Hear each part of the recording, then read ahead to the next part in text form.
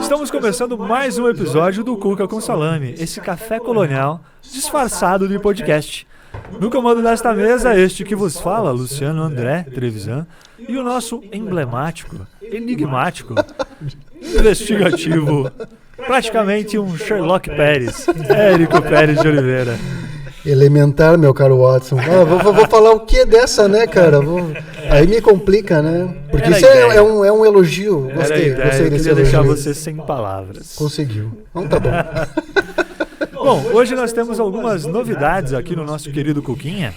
É a primeira vez que nós temos dois convidados, né? É uma estreia. É uma estreia, a primeira vez com dois convidados. Muito Dose bem. dupla, né? Dose dupla de convidados. E outra diferença é que desta vez, normalmente nossos episódios, os temas são a vida, são meio biográficos, né? O convidado fala sobre sua vida, sobre suas experiências pessoais e profissionais. E hoje nós vamos ter um outro tema. Os convidados poderão falar sobre eles, talvez a gente deixe. Mas o tema principal está relacionado a algo que foi matéria do Jornal de Beltrão agora em janeiro de 2023. Foi uma página especial do jornal. E foi também tema de um documentário produzido pelo Jornal de Beltrão sobre um tema bastante polêmico, que está relacionado aí aos crimes cometidos por Gilmar Reolón em 2010, Sim. que pararam a cidade, né, pararam a região, trouxeram muitos comentários, causaram até medo, né, porque havia um certo medo da população ali do interior, daquela região de Enéas Marques, que é vizinha com Francisco Beltrão. Um tema que realmente deu o que falar. Não, deu. Na época só se falava disso, né? Deu uma repercussão muito grande E eu nem tinha me dado conta que já estavam fechando 10 anos, então, né? Fechou, né? Fechou agora Fechou em 10 janeiro. anos aí. Ele foi preso no dia 11 de janeiro de 2013, né? Isso. 2013. Então agora, nesse janeiro de 2023, 10 anos. Mas os crimes foram em 2009 e 2010. Mas os nossos convidados estão aqui. A gente já vai apresentar eles, Sim. depois eles se apresentam. Temos Nilmar Pereira, jornalista do Jornal de Beltrão.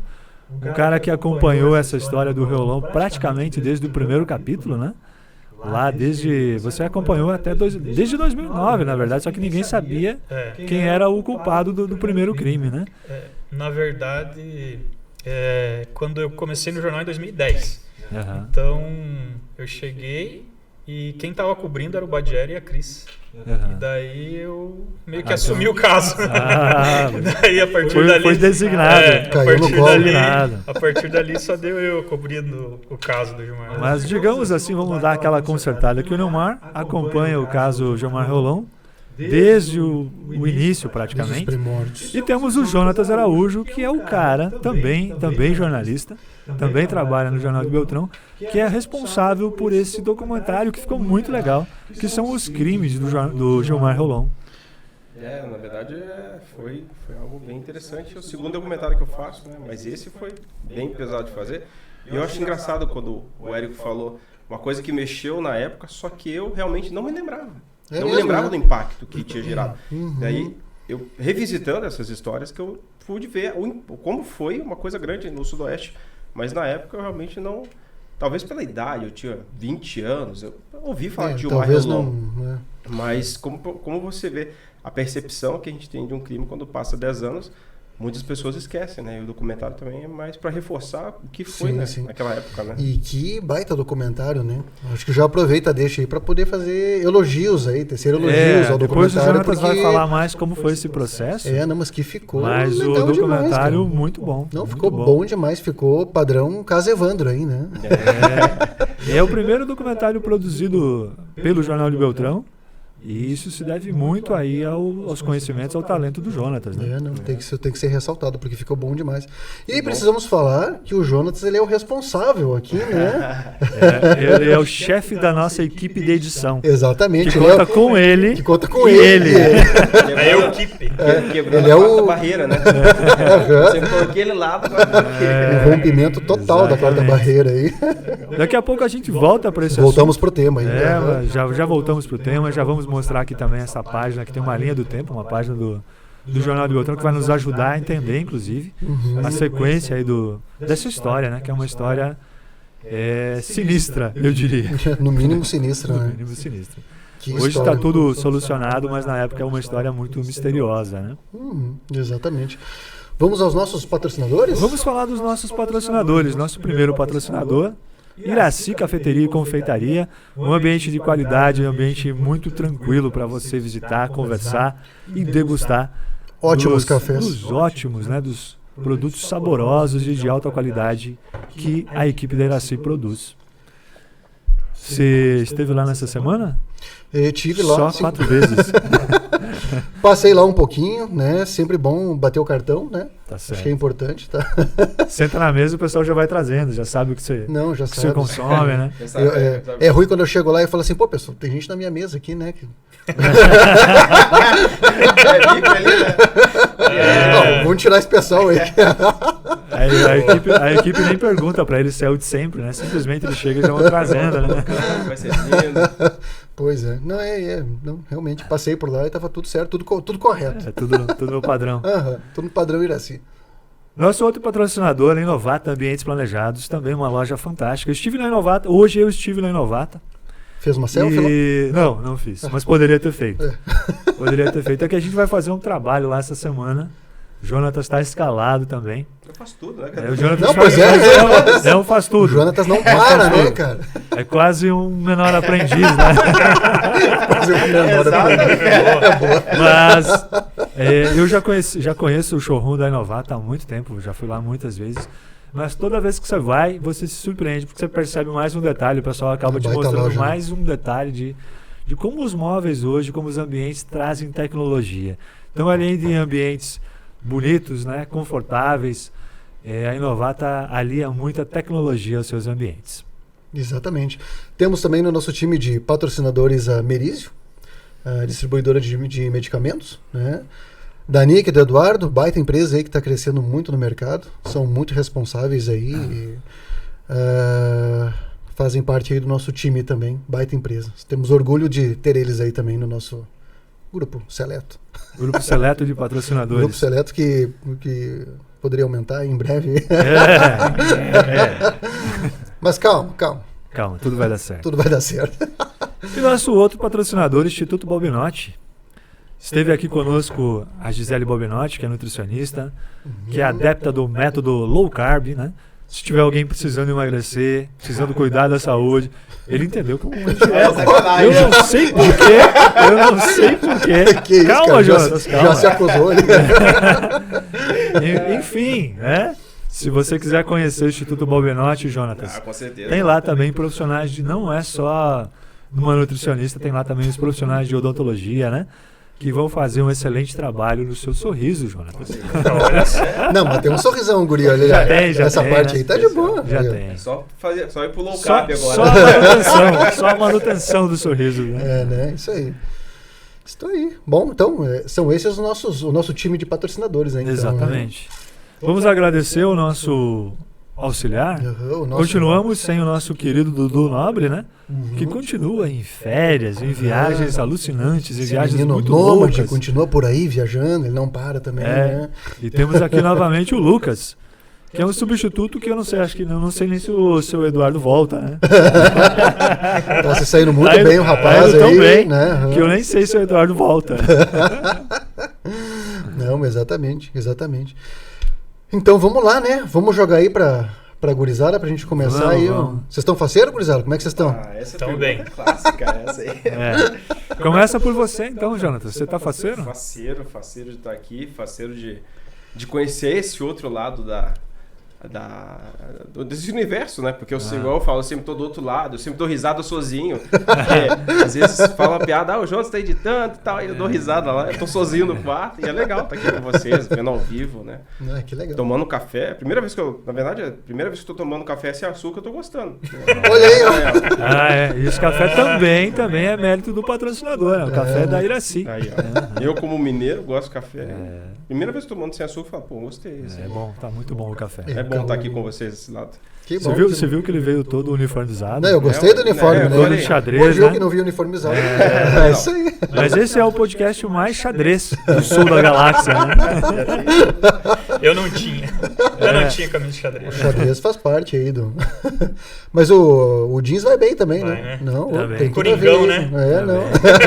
Também. Esse aí não tem erro, né? Sempre. E o Nilmar, faceiro também, Tô Nilmar? bem, tô faceiro, tô feliz pelo convite, agradecer e parabenizar pela iniciativa, achei bem legal o quadro, o programa. Que bom. E Cuca com salame já era o nosso lanche frequente no jornal. Oficial. Não, e foi essa semana ainda foi, né? Quase toda semana tem. Eu brinco que eu tenho legitimidade para usar esse nome. Exatamente. Porque, na verdade, tudo aqui, né? É uma coisa muito autêntica. Né? Cuca com salame é um nome que chamou a atenção, mas de fato era a nossa realidade no jornal. A gente fazia lanche com cuca e salame há muito tempo. E continuamos fazendo, inclusive. Não parou, E é né? bom. E eu particularmente, eu não tinha comido, né? Pô, eu sou mineiro, velho. Aí o Luciano falou uma vez lá, cuca com salame, né? O nome do podcast. Eu falei, gostei, cara. Mas assim, nunca comi.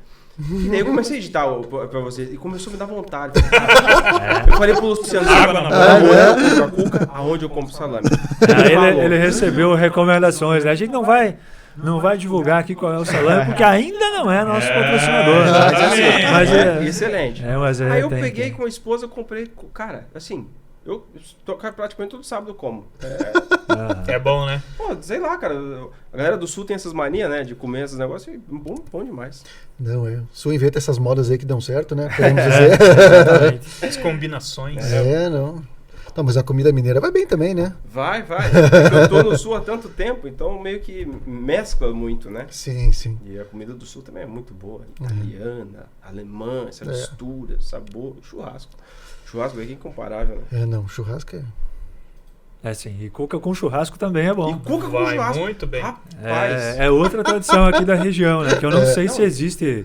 Não sei se no Rio Grande, por exemplo, o churrasco é tradicional, mas cuca com churrasco eu não sei se lá é Sim. tradicional. Meu pai mas é contava assim, que nas festas de igreja, né? Ah. O pessoal pegava o churrasco, vinha normalmente o espeto de madeira, e a galera sentava, cravava no chão, cuca, Mas ia fatiando o churrasco. esse churrasco com espeto de madeira era tradição aí nos nossos bairros aí também, Sim, né? também, verdade. Aqui na cidade era muito comum. Quando você não ia comprar o churrasco, você via os vizinhos voltando com o espeto com o churrasco. E acho que provavelmente cuca ou maionese também, numa sacolinha. Né? Maionese, verdade. Faz Tradição parte aqui também, da cidade e da região. É outra coisa que eu acho legal, essas festas de igreja que tem, né? Minha esposa ia muito, eu infelizmente não fui tanto. Fui uma vez só. Cara, é maravilhoso. Carne é boa, a cuca é boa, a maionese é boa. Pra reunir a comunidade. Não, e comunidade é legal, cara. você encontra muita gente conhecida lá, né? Sim. Aí, acho que a gente até perdeu um pouco esse costume, eu pelo menos. Mas quando você vai num evento desse, tem muito conhecido, é um clima muito bom. É legal. Que ainda é muito tradicional aqui na nossa região. Sim, bastante. Muito legal, cara. Vamos falar desse caso, deixar a culinária, a gastronomia de lado e mergulhar nesse caso que virou Caso documentário, né? Caso Reolon, pá. 10 Então, anos da prisão. Dá até para mostrar aqui e dá até para ler aqui a linha do tempo. Então, o jornal publicou no dia 11, né? Que foi o dia, inclusive, dos 10 anos da prisão do Reolon. Publicou uma página, foi chamada de capa. E tem aqui também um infográfico produzido pelo nosso querido Marcos Staskovic, que situa, então, quais foram as sequências aqui dos crimes cometidos pelo Gilmar Reolon. Que eu até vou ler, né? Eu não lembraria de todas essas informações aqui, vou ler. Maio de 2009, o primeiro crime, então, o assassinato do seu Otávio Reolon, que é pai do Gilmar. Esse crime aconteceu no Rio Tuna, interior de Francisco Beltrão. Maio de 2009, então, o primeiro crime. Depois, a sequência aconteceu em janeiro de 2010, quando morreram, então, a Petronila, que era a sogra do Gilmar, a Gema, que era a esposa, e o casal de filhos, né, Gian e Gisele, que morreram apauladas e também houve um incêndio da residência. Carbonizados depois, né? Em fevereiro de 2010, então, mais ou menos um mês após esse crime aí da família, que morreu a família, a sogra, a esposa e os filhos, também aconteceu o assassinato de uma adolescente lá naquelas localidades, né, que é a Indiamara dos Santos, de 13 anos. Aí, em janeiro de 2011, então um ano depois dos crimes aí da família do Reolon, a Polícia Federal e a Interpol reforçaram as investigações em busca do Gilmar Reolon. Então, a foto dele foi divulgada em todo o país e também no exterior, né? Que havia algumas denúncias de que ele estaria na Bolívia, no Paraguai. Então, a essa altura, aqui em janeiro de 2011, até a Interpol passou a fazer parte dessa investigação. Dezembro de 2012... Aconteceram vários abates, mas enfim, foi acho que o momento em que esses abates de bovinos no interior de Beltrão se tornaram mais frequentes e aumentaram a suspeita de que poderia ser o Gilmar Reolon o autor. E aí, em janeiro de 2013, então 3 anos após o crime principal, onde ele matou 4 pessoas da família dele, ele foi preso pelo irmão dele, o Idemar Reolon, né? E pelo policial, Gilmar. Hoje, não sei se está nativo, se está aposentado, que é o Gilmar de Oliveira, né? E que foi preso pelo irmão e por um policial que estava de folga. A paisana estava de folga. O policial e o irmão do Gilmar Reolon encontraram o acampamento dele. Depois a gente entra em detalhes por que isso aconteceu também. E prenderam ele. E aí... que é aquela cena que chamou muito a atenção também, a gente vai comentar sobre isso, né? Que ele estava parecendo um homem das cavernas, né? Quando foi preso, né? Total.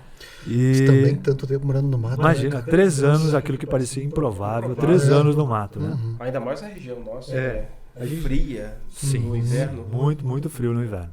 E aí, em abril de 2014, é o último fato registrado aqui por essa linha do tempo, que é o julgamento, onde o Gilmar Reolon foi condenado a 150 anos de prisão esta que ele vem cumprindo no presídio estadual de Francisco Beltrão. E aí, moçada, do que a gente fala primeiro, do documentário ou dessa história? O que vocês preferem? Por onde vamos? Por onde começamos? Eu acho que começar falando da história, né? O documentário vem lembrar a história, né? Foi algo que marcou todo o estado, acho que o país, na época veio a Record. Acho que a divulgação foi nacional. Foi né? nacional, porque foi muito impressionante, né? Foi uma história que chamou a atenção, muito na época se falava já em filmes e documentários naquela época. Sim, né? Mas o pessoal acabou deixando passou e ninguém fez nada. Eu tenho um primo em Belo Horizonte, que ele falou que conhecia a história. Sim. Eu nem sabia disso. A repercussão foi incrível. Quando eu falei pra ele, a gente tá produzindo um documentário, ele falou, eu já vi isso aí, eu quero ver. E ele gostou do documentário e tal. Mas pra você ver onde chegou. A partir da prisão dele, teve essa repercussão nacional. Mas a gente que tava aqui já tava vivenciando isso desde os crimes, né? A gente passou esses 3 anos ali. Toda semana era assunto recorrente lá no jornal. E o Reolon? Onde que foi? Onde que tá? O que aconteceu com o Reolon? Porque surgiram várias teses, né, de que pudesse estar fora daqui. Eu, particularmente, não acreditava muito nessa teoria, porque eu achava que demandaria um esquema muito elaborado. Deixa eu te perguntar, Neomar, acho que até faz muito tempo que a gente não conversa sobre isso, eu e você. Você acreditava que ele estava aqui na região mesmo? Eu achava que sim, ou morto.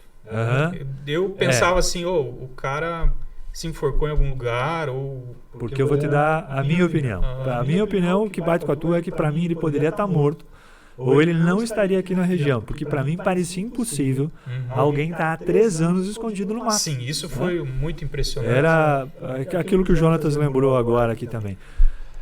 Primeiro, nós não temos matas aqui com muito recurso, estão fechadas para alguém se esconder por tanto tempo. Verdade. Né? Até temos, mas não naquela região ali onde estava acontecendo as situações dos bovinos abatidos, né? Vamos dizer assim, é uma mata pequena. E rala. Né? Não é uma mata fechada. Hoje, então, o mato tomou conta, mas na época era uma mancha. Para mim, eu via como impossível. Eu até achava que alguém estava se aproveitando da lenda Gilmar Reolon para cometer esses crimes e matar a vaca de algum vizinho. Era isso que eu pensava. Sim. Eu achava muito difícil. Mas na época, assim, no último ano eu passei a acreditar mais. No último ano, antes dele ser preso, de que ele pudesse estar, porque os relatos de pessoas que tinham visto ele começaram a ser muito, muito fortes. Assim. Até eu lembro que um colega lá da Cidade Norte, ele comentou, olha, tinha um pessoal caçando, pescando, eu não lembro, que viu um cara barbudo assim, que quando viu eles, correu pro mato e tal.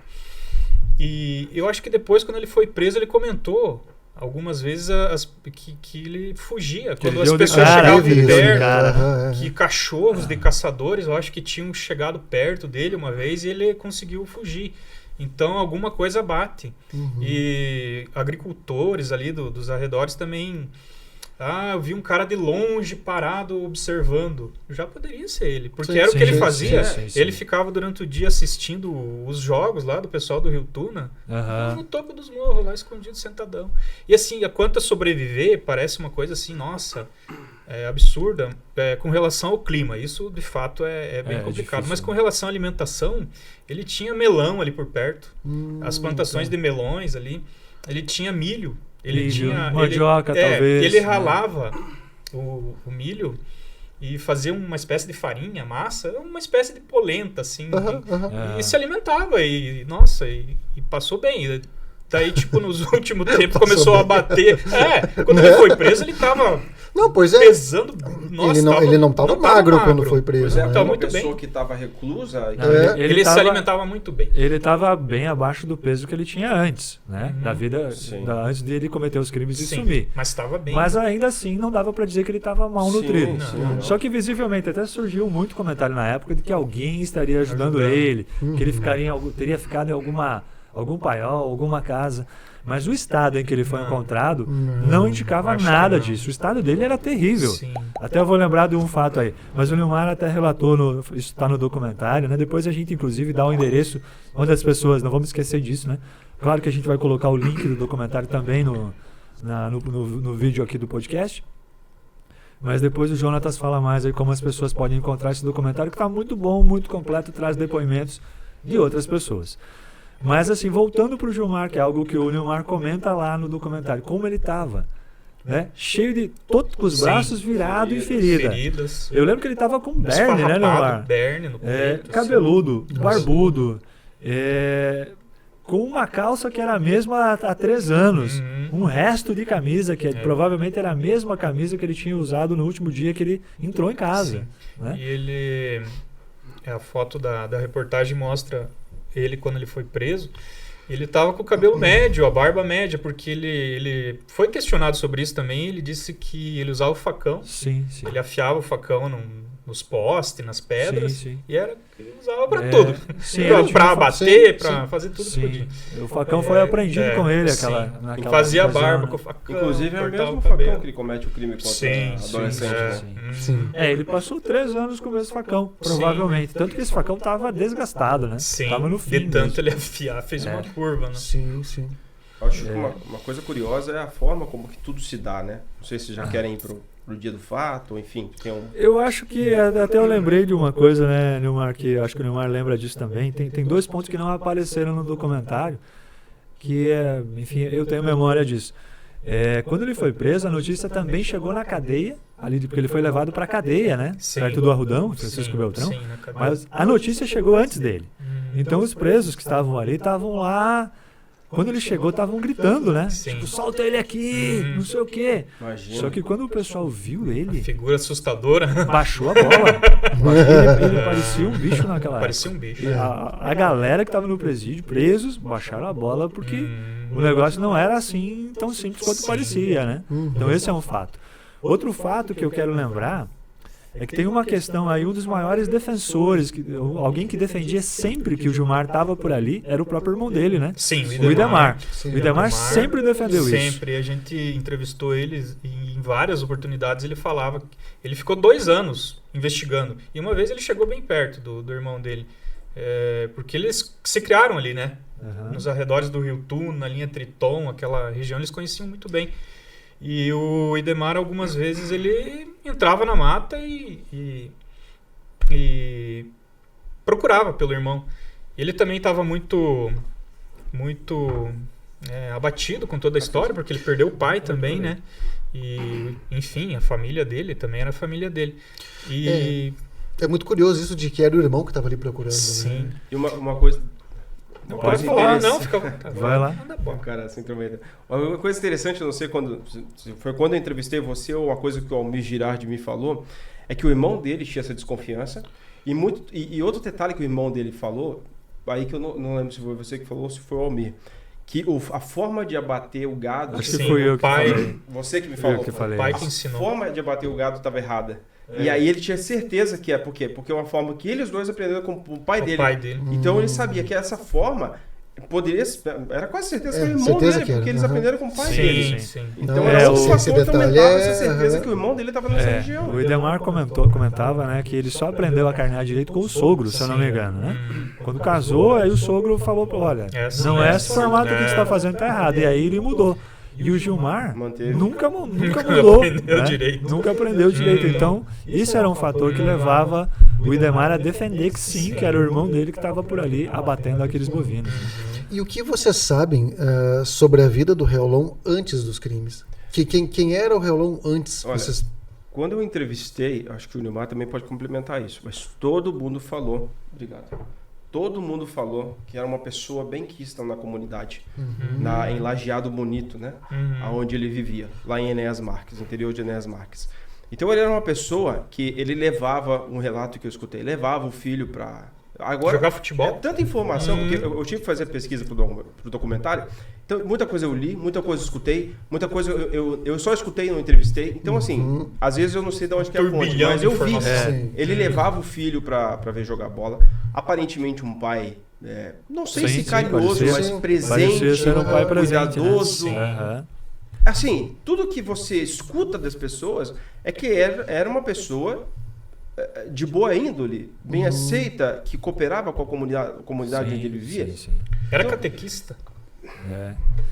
Os relatos são nessa linha, né? Eu acho que o Almir Girardi também lembrou alguma coisa, que ele levava a sogra, tinha algum problema para andar. Sim. Isso! Ele levava a sogra, carregava no colo. Exatamente. Porque, salvo engano, o Almir Girardi é padrinho de casamento do Idemar Reolon. Ou é essa próximo. parte eu não sei. Porque ele estava me falando esses dias. Mas enfim, o Almir conhece todo mundo. É bem próximo, é bem próximo. Não há quem o Almir não conheça ou quem não conheça o Almir Girardi. Né? E era próximo da família Reolon, então ele conhecia bem. Falava que ele cuidava da sogra. Ou não tinha nenhum histórico antes, né? Não foi encontrado nada antes, assim, dessa... Sim. Aparentemente era uma pessoa que levava uma vida normal e dava atenção aos seus familiares e à comunidade, né? Participava da comunidade. Outro detalhe que o Badié fala é que ele entrevistou, né, o Badié e a Cristiane Sabadim. Sim. Eles entrevistaram, né, o pós-fato ali e tal. Que o Reolon, né, o Gilmar Reolon, ele estava na festa de... Bom, o crime acontece em janeiro de 2010... E eles estavam, em dezembro de 2009, todos reunidos como família. No Natal, no Ano Novo, e ninguém viu nada normal. Então foi uma coisa assim, uma família normal, convivendo, ceando junto, tudo certo. Então não tinha sinais. Mas aí um crime já tinha sido cometido por ele, né? Que era ele já tinha assassinado o pai em maio do ano anterior, 2009. Mas um crime que não ficou muito bem elucidado também, né? Pareceu que era um latrocínio na época, né? Ele forjou. Ele foi uma coisa... Pode ser que ele não tenha pensado, mas que depois que ele cometeu o crime, ele forjou um latrocínio. Que ele pegou alguns objetos da casa do pai dele, TV, rádio, não lembro o que, e enterrou e escondeu num lugar lá. E depois ele foi pra casa, normal, de boa, contou pra esposa, matei o meu pai. Ele tinha contado pra esposa, eu não lembrava disso. Ele confidencia pra ela. E ela, imagina, ela deve ter carregado uma carga muito difícil, né? Porque além disso, quando ele enganou a mãe dela para pegar o empréstimo, ele também, a esposa também sabia. Então ela sabia de tudo, né?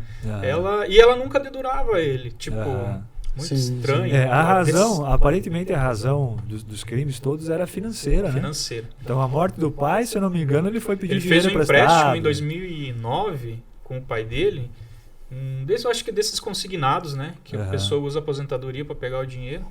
E daí ele ia pagar. Então no dia que ele foi pagar, acho que era R$130 a parcela. E ele foi para pagar, o pai dele quis cobrar duas. E ele tinha dinheiro para pagar uma. E daí eles discutiram, não sei o quê. Lá pelas tantas parece que o pai dele disse, então vem cá que eu vou te dar uns laçaços. E daí ele estourou. Daí ele, tu nunca mais encosta em mim, e deu a briga, ele bateu e... Isso é o que ele contou, né? Quando foi preso. Terminou por matar o... É que isso é o que chama muita atenção na psicopatia, né? Que Sim, ele já carregava isso, parece que depois nos depoimentos, que quando ele tinha 16 anos, ele foi uma das últimas vezes que ele apanhou do pai dele, e ele pensou em revidar. Mas daí ele se aconselhou com a mãe dele falou, não, não faça isso. E daí ela conversou com o pai dele e falou pro pai dele nunca mais bater nele, tanto é que não bateu. Sim. Mas ele, antes disso, já tinha, parece que ainda muito adolescente, tinha jurado matar o pai dele por causa das surras que levava e tal. Talvez isso tenha influenciado nesse histórico mental, psicológico. Não, é que tal, uma pessoa... Você é o cara pra dizer.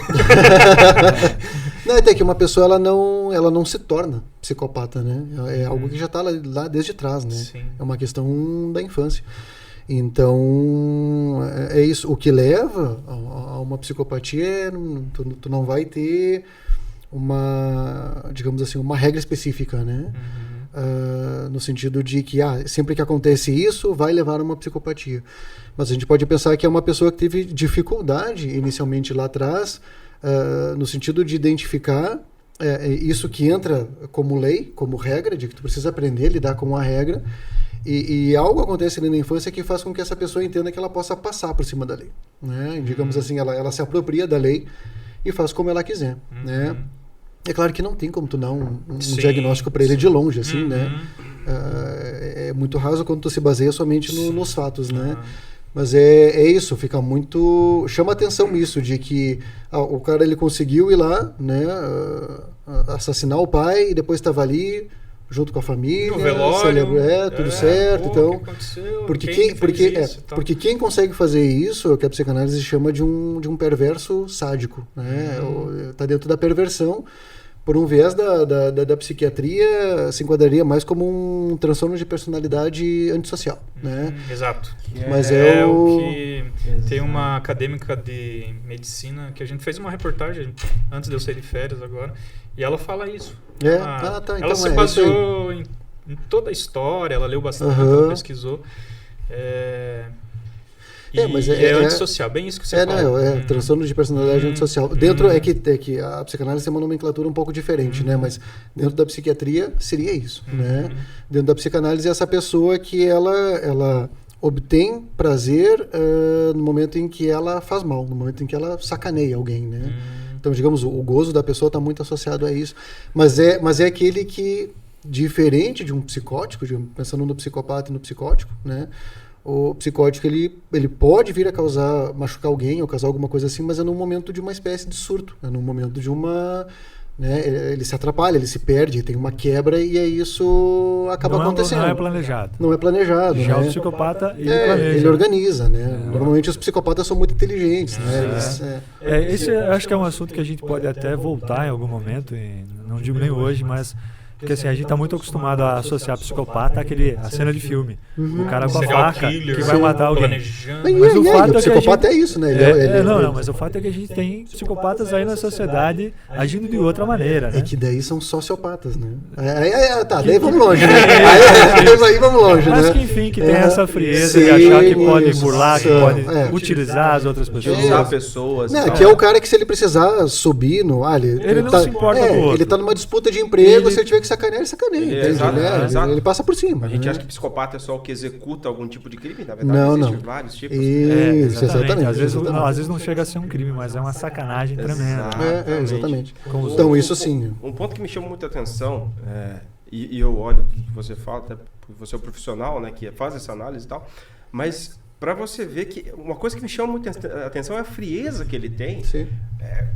Não é uma coisa que eu acho, é uma coisa que eu vejo. Quando ele vai dar entrevista, o cara fala. Dá que detalhes. Ele vai lá e matou assim, e fez assim, porque tal. E como se fosse uma... Aí que claro, eu como jornalista não vou falar, não, é um psicopata, não é. Mas eu como pessoa, penso, peraí. Esse cara é psicopata ou esse cara o que ele é, né? Você fica pensando. Mas se o cara falar de um crime como se ele estivesse lavando a louça... É isso que eu achei, é isso que... de uma frieza, assim, que... te revira o estômago, sabe? Tipo, o cara vai lá, não, daí eu fiz assim, eu usei uma pedra, depois usei o facão, no caso da Indiamara. Num tom assim. A descrição que ele dá é terrível. Ele descreve isso com muita frieza, né? Está registrado, está no documentário. Eu deixo o trecho que ele fala, assim, é uma coisa assim... E é uma menina que morreu totalmente de graça. De graça. Ela não tinha nada a ver com a história. Ela nem conhecia ele. Pois é. Ela correu como qualquer um correria. Sim, na verdade, a gente nem sabe exatamente por que ela correu, né? Eu não lembro se ele conta exatamente, se ela só viu ele sair correndo. Ele, acho que correu. Talvez ela tivesse ouvido correr falar. seria normal. Né? Talvez ela tivesse ouvido falar nos crimes que haviam acontecido ali perto. Sim. Ele já devia estar barbudo, cabeludo. Se bem que dá um mês. Fazia um mês. Talvez. Mas E enfim. mesmo assim, a mesma roupa, porque é outro fator, ele comete os crimes e foge com a mesma roupa. E a gente não tem relato se ele trocou ou não. Não, porque, a mesma roupa. Porque o jeito que ele foi encontrado parece a mesma roupa. Sim, a mesma roupa. Então aí que tá, um psicopata, agora jogando os dados aqui, tipo, ele não é um cara analítico, ele não vai analisar, porque você usou outra palavra ali que é o psicopata e o psicótico. Isso. O psicótico ele faria, porque o que me parece, uma coisa que meu pai fala muito, que um abismo chama outro abismo. Parece que ele toma uma decisão impulsiva, isso não estou falando como jornalista, estou falando como conjectura. Ele toma uma decisão ruim, e aí, na sequência dessa decisão ruim, que é um crime, que ele mata o pai dele, talvez, alguns erros financeiros antes disso, mas ele comete esse primeiro crime e depois ele vai cometendo uma série de outros crimes. Ele se perde. Mas parece que ele se perde. Porque assim. É que a gente também está acostumado a pensar que o psicopata é aquele de filme sempre, né? Sim. Que sempre tem aquele planejamento todo, que quer ser descoberto, Pensa que vai nos deixando detalhes, pistas, né? E não é o caso. Existe o limite intelectual aí também da pessoa. Isso, perfeito. Isso que o Luciano toca exatamente. Tu vai ter essa pessoa que ela acaba se enquadrando nessa estrutura psíquica, né, de um perverso, mas dependendo do que ele tem acesso, ele pode se tornar um perverso mais refinado ou um cara. Tu pega, por exemplo, saiu essa série da Netflix há pouco tempo, do Dahmer, né, que também todo mundo estava falando muito sobre isso, e tu pensa assim, a maneira como ele foi preso, né, e que mostra na série, foi uma maneira burra, na verdade, idiota, né? O cara saiu, ele meio bêbado, com várias provas dentro do apartamento e tudo mais. Então tu pensa assim, de novo, era isso, né? A gente às vezes cai nessa coisa que é comum do psicopata ser inteligente, mas nem todos, né? Nem todo, Então a maior característica seria a frieza, então? A frieza, ela é exatamente, essa coisa de tu não...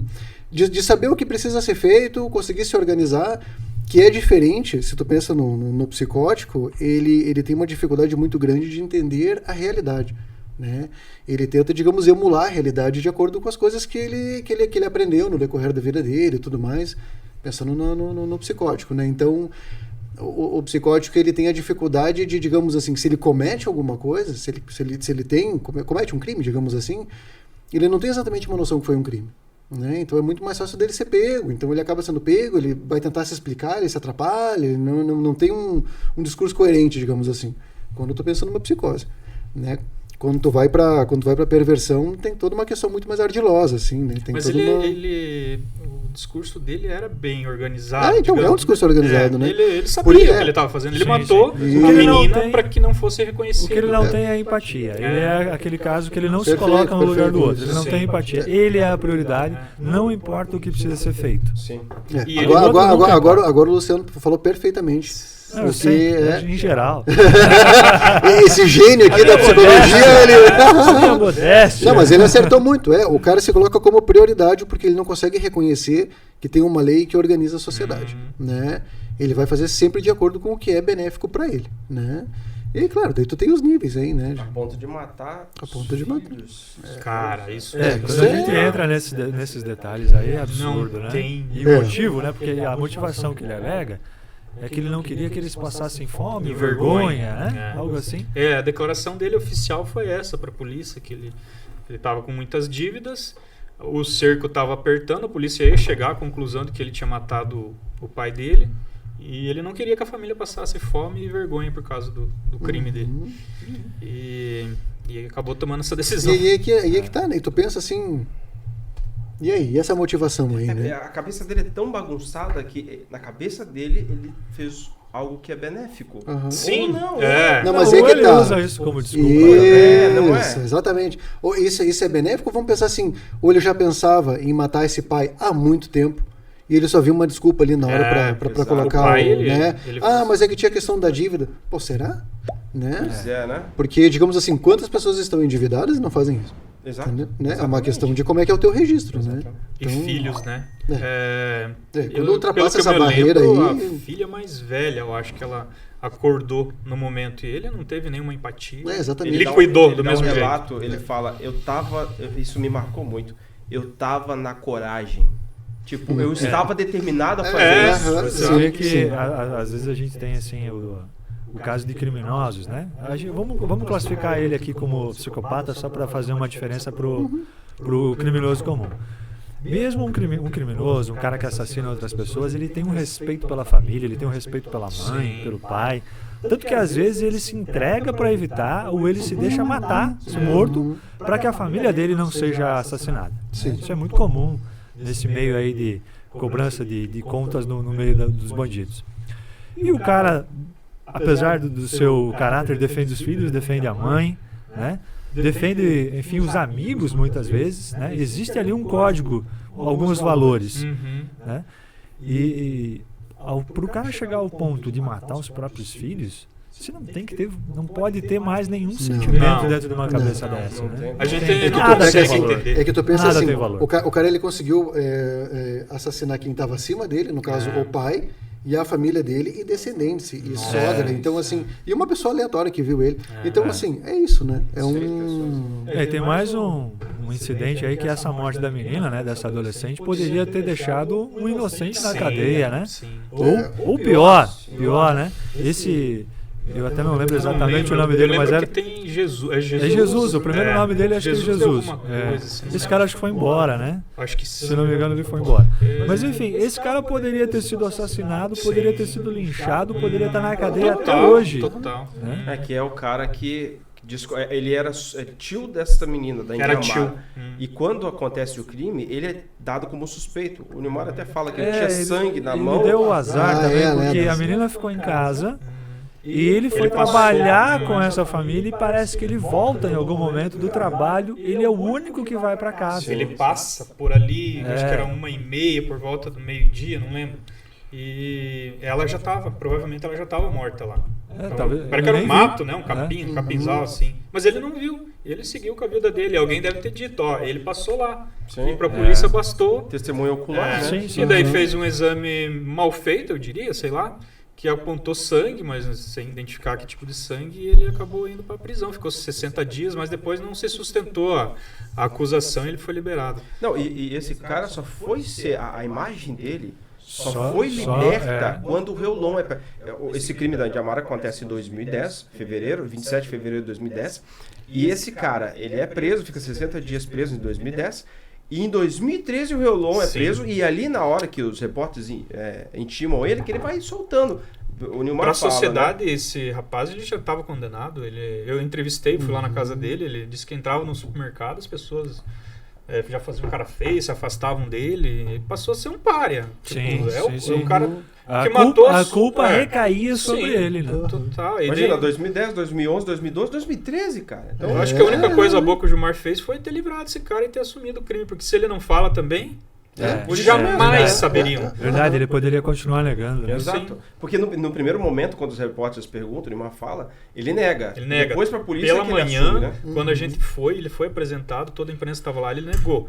Mas daí à tarde, para a polícia ele confessou, e depois à tarde ele voltou a dar entrevista e confessou de novo, que matou. E aí a forma que ele fala é frieza total. Isso aí acho que até a gente nem vai comentar aqui, até para ter uns ganchos pro pessoal que não viu o documentário, assistiu o documentário. Então aqui algumas coisas até a gente não vai contextualizar tanto, explicar exatamente a sequência, porque a gente realmente quer. O documentário ficou muito bom. E a gente quer que vocês assistam o documentário produzido pelo Jonatas para o Jornal de Beltrão. Pois é, o crime na época, e aí o outro ponto, além desses crimes, essa coisa que a gente comentou de início aí, como ficar 3 anos escondido, né? No mato. Sim, e como que fica a cabeça, né, cara? Pois é, sem Solidão, contato com né? ninguém, né? Se já Tu não era ficar uma 3 anos cabeça sem conversar boa, com ninguém, cara. isso é também um raciocínio que às vezes a gente se faz assim. Se convivendo com as pessoas a cabeça já não tá boa, e aí, sozinho? Será que melhorou ou piorou? Não dá pra saber, Não dá né? pra saber. Nós somos seres para viver em sociedade, Sim, né? somos sociais, né? Sociais, seres sociais. Uhum. E uma das coisas da pesquisa que eu encontrei é que o Reolon fala, Gilmar Reolon, não vou usar Reolon porque Reolon é família, o Gilmar Reolon fala, eu não lembro onde, é igual fala, eu li muita coisa, mas ele fala, alguém disse, coloca uma aspa nele, que ele admite que o que mais fez ele sofrer não foi o frio, não foi a fome, não foi a diversidade, foi a solidão. Então, para você ver, um cara que comete todos os crimes que ele cometeu, Sim. ele se colocou nessa posição de solidão, porque ele matou todos os familiares, pessoas que eram da sua família. Ele se colocou em exílio, né? Ficou 3 anos escondido no mato. Passou frio, passou fome, foi picado por aranha, quase morreu. Quase morreu. E o que mais pegou ele foi a solidão. Então é um paradoxo. Não, mas e aí nós vamos pensar no seguinte, que justamente por ele, dentro dessa hipótese que a gente levanta de uma psicopatia, é que faz com que ele consiga isso, né? Porque se é um cara, digamos assim, neurótico, se é o cara como eu, como tu, a gente não suporta. Não. Entende? A gente não suporta. Passa o né? primeiro frio, a gente se entrega. Exatamente. Não. O primeiro jadão. Não precisa de frio, você sabe. Eu e você fomos lá no local. Daqui a pouco nós vamos discutir essa visita. Mas é isso aqui, tu pensa assim, gurizão de apartamento, vai lá. Assim, Tá louco. não é. Uma coisa que ajudou ele, né, toda a experiência dele naquele meio, né? Alguém que se criado no meio rural, que sabia, mesmo que não da maneira correta, sabia abater animais, sabia se virar ali e conhecia a geografia do lugar. E ele aprendeu a caçar, ele caçava lagarto, coati, pássaros, ele sabia se virar na mata. Não, realmente, ele tinha O irmão dele habilidades também, ali, lá né? pelas tantas, um dia a gente indo lá no local onde ele foi preso, caminhando assim de um formigueiro, isso aqui o pai ensinou que era bom para sinusite, meteu lá um galinho assim no formigueiro, puxou, cheira isso aqui, você cheirava, quase tu caía para trás, um cheiro assim que te trancava, te abria a cabeça. Então eles tinham muito conhecimento da mata, assim, Isso, né? Essa sim, coisa sim, bem... sim. Essa vida mais ele também silvestre. contou que foi Eu fiquei esperando qual que ia ser o... Tava pensando, Silvestre sabe? foi bom. Porque o que eu tava, essa vida selvagem, não sei se seria bem o caso, né? Ele foi picado por uma aranha, ele também, nas entrevistas ele conta, na barriga assim, ficou uns 2 meses sofrendo com infecção, inflamação, e ele curou com limão e urina. Não, e eu não sei se você já quer entrar no local lá. É que tem uma história engraçada aí do local, não sei se a gente já vai pra ela. Mas Acho que quando a gente for falar do documentário, não sei se a gente já tá quase falando do documentário, aí vamos contar a visita de vocês aí ao local, né? Sim, Mas a gente até pode dar uma introdução de que, acho que comentamos antes até, de que o local onde ele se escondeu era muito próximo ali da BR, né? Do asfalto. Da BR da linha de Triton e da Rio do lado da Rio Tuna, né? Tinha casas muito próximas ali e tal. Meu pai, inclusive, ele fazia esse trajeto, e aí eu fui descobrir depois, meu pai pastor, ele fazia esse trajeto para ir lá de uma comunidade que ia lá, lia a Bíblia com o pessoal e tudo mais. Era o trajeto que ele fazia, aquela estradinha. Olha só. E o Reolon, ele sempre falava, em entrevista ele fala, eu tô para fugir, eu ia fazer de tudo para fugir. Tanto que o assassinato da adolescente é porque ele tentou fugir, era o objetivo dele. Supostamente quem ele pegasse na frente, ele ia matar. Sim, ele teria dito sim. pro delegado Exato. que quem ele visse na frente. E aí eu Se ele encontrasse alguém sozinho, né? Exato. Ele provavelmente ele Pra atacaria, fugir, né? Eu paro para pensar que o meu pai e minha mãe, dedicados à obra, né, de ir lá, eles faziam esse trajeto, e qual era a chance, cara, de um cara desse atravessar o carro e meu pai parar? Você tá precisando de ajuda? Terrível. Qual era a chance? Sim. Entende? Só que é igual eu falo, à época eu sabia da grandeza do caso, mas eu não me lembrava de todos esses detalhes. Isso me faz pensar, puxa vida, olha como é uma coisa séria, que foi grave na nossa região. Eu lembro uma manhã, que logo que foi abatido, lá acho que a 10ª cabeça ligado, E eu fui numa comunidade ali, acho que no Rio Tuna, não lembro direito qual comunidade que eu fui. E era um clima de terror, cara. Assim, as pessoas estavam apavoradas, porque mais um animal abatido, parecia, nossa, o que tá fazendo? Quem tá fazendo isso? Tinha uma comunidade que estava tomada pelo medo e a pressão começou a recair na polícia. Teve, então, daí que surgiu essa história da força-tarefa para fazer uma busca com helicóptero, com cães farejadores, sabe? Sim. Porque o pessoal estava muito assustado. E daí soma isso a todas aquelas histórias de aparição. Ah, vi um homem cabeludo, vi um homem tal coisa. É o Reolon. Porque tinha esse comentário. Tinha, podia ser. Muito longe dali, Sim. inclusive, tinha gente que tinha certeza que era ele. Né? No Rio Saudade, que não é tão perto, não é tão longe também, mas já dá alguns quilômetros ali. O pessoal também comentava que às vezes sumia alguma coisa, né? Porque eu acho que ele também pegava fósforo, sal no coxo dos animais. As assim, propriedades rurais sempre tem um paiol, sempre tem alguma coisa lá que eu tenho uma ferramenta, tem sal. O Alguma facão coisa. acho que ele roubou numa dessas. E ali perto de onde ele se escondia ainda tinha aquela casinha, que é meio que o depósito de lixo, né? Sim. Na Bem rodovia não tem mais. mas tinha na época. Que eventualmente podia surgir ali uma panela, algum instrumento que ele poderia utilizar para continuar nessa sobrevivência dele naquilo que não dá para chamar de selva, né? Sim. Era tudo. Uma matinha. Tava tudo na mão, ele saía, hoje eu vou colher um milho aqui, vou pegar um melão, uma melancia aqui, ia lá de noite, catava e voltava para o acampamento. Ele se alimentou bem, sim.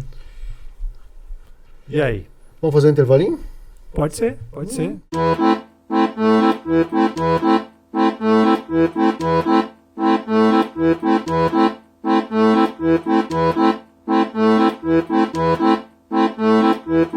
abordar agora o documentário produzido pelo Jornal de Beltrão através do nosso querido Jonatas. Nosso quadriculado e xadrez Jonatas, né? O mago da edição. Jonatas, como é que foi? Como é que surgiu essa ideia do documentário? A ideia ela surgiu com Adolfo Pegoraro. Foi ali por maio, junho de 2022. Eu tinha terminado, esse é o segundo documentário que eu faço. O primeiro eu tinha terminado ali pela faculdade, que é o Desafio da Verdade, que eu foco na produção de jornalismo em Francisco Beltrão durante a pandemia. E aí eu mostrei para o Adolfo, olha, um documentário que eu fiz, deu 27, 28 minutos de documentário. E ele gostou bastante do documentário, né? Traço toda a trajetória da pandemia em Beltrão. E aí ele falou, por que você não faz um pro jornal aí? Em janeiro vai fazer 10 anos que o Reolon foi preso.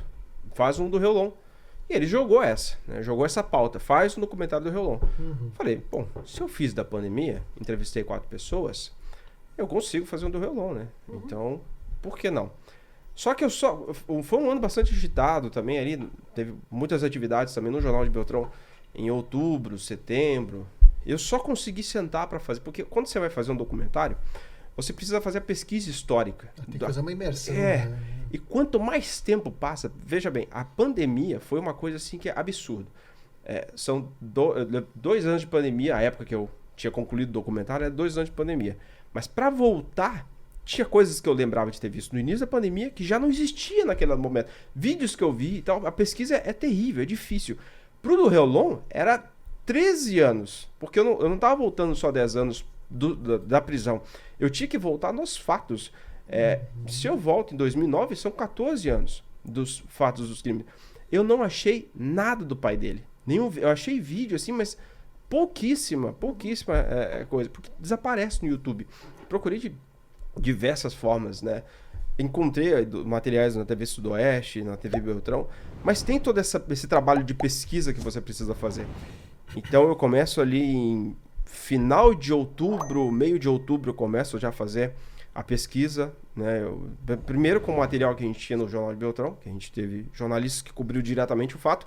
Isso dá uma riqueza de fatos, porque eu abro as matérias, até PDFs que a gente tinha em 2010, falava do incêndio. Um incêndio mata a família em Enéas Marques. Não havia um crime, era um incêndio. Então aí você já começa, pera lá, não tem crime aqui. Tem uma família morta em uma tragédia, um incêndio, que é uma coisa que o Badia fala, né?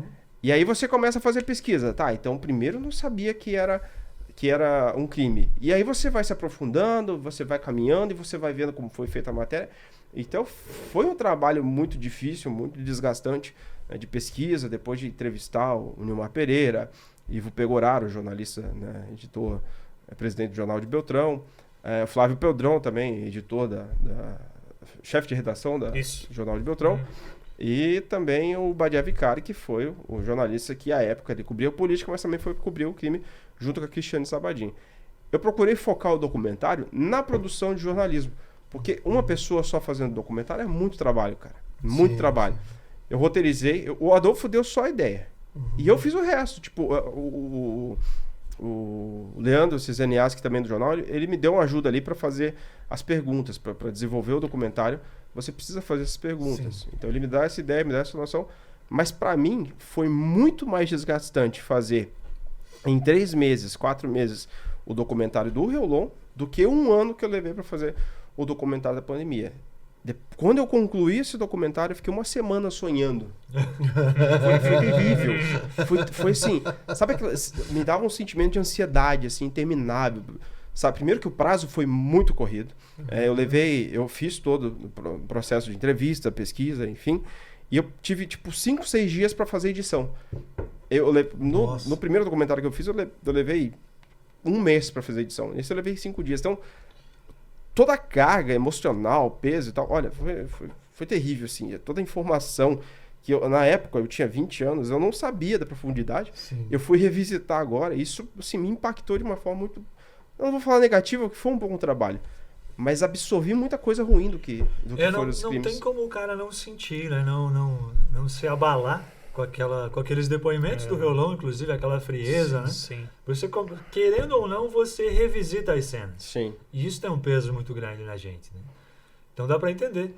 Mas apesar desse desgaste, Jonatas, e do pouco tempo que você teve, o material ficou muito bom. E é o primeiro documentário que o jornal viabiliza, né? Sim, sim. Então eu acho que começamos muito bem, né? Pode ser que alguém até ache alguma coisa, assim, alguma sugestão para fazer, mas eu acho que começamos muito bem. Sim. E eu espero que seja o primeiro de muitos, né? A gente tem conversado aí sobre outros temas que podem virar documentário. Não, mas muito, muito completo, Jonathan. A maneira como foi feita. Eu parei e estava assistindo, assim, aí aquele primeiro take do JB ali, aí aquele outro take dentro que aparece o Ivo num canto, o Badiar no outro. Aí, cara, muito bem feito. Tá muito bom, sabe? Eu gosto muito de cinema, né? Então eu tinha isso na minha cabeça. Eu notei isso quando a gente teve o jantar da firma, né? Jantar da firma. Teve o jantar da firma de fim de ano, a confraternização da firma de fim de ano. Cuca com salame. E a gente ficou um bom tempo falando sobre cinema, né? A firma né? Cuca com salame tentou reunir seus colaboradores. Não foi fácil, né? E aí... Conseguimos reunir 3. Precisamos do enxerto, né? Precisamos chamar um convidado, né? Para dar volume. Para dar volume. Exatamente. O Valdir Espada apareceu lá para dar volume. Apareceu por acaso. O primeiro entrevistado também, o segundo entrevistado do Cuca. Sim, fazia sentido a presença dele. Mas a gente descobriu, né? Era para ter participado do Dudu. Era o Dudu que foi lá, o Dr. Diogo que chamou também, né? Que é o exatamente. Vamos dizer que ele é o padrinho, né? É o padrinho do Cuca com salame. Exatamente. Mas aí no último dia, na última hora, o pessoal começou a dar para trás, assim, a gente começou a revisar, né? Se reavaliar. Acho que não estamos sendo, assim, dirigentes tão legais, né?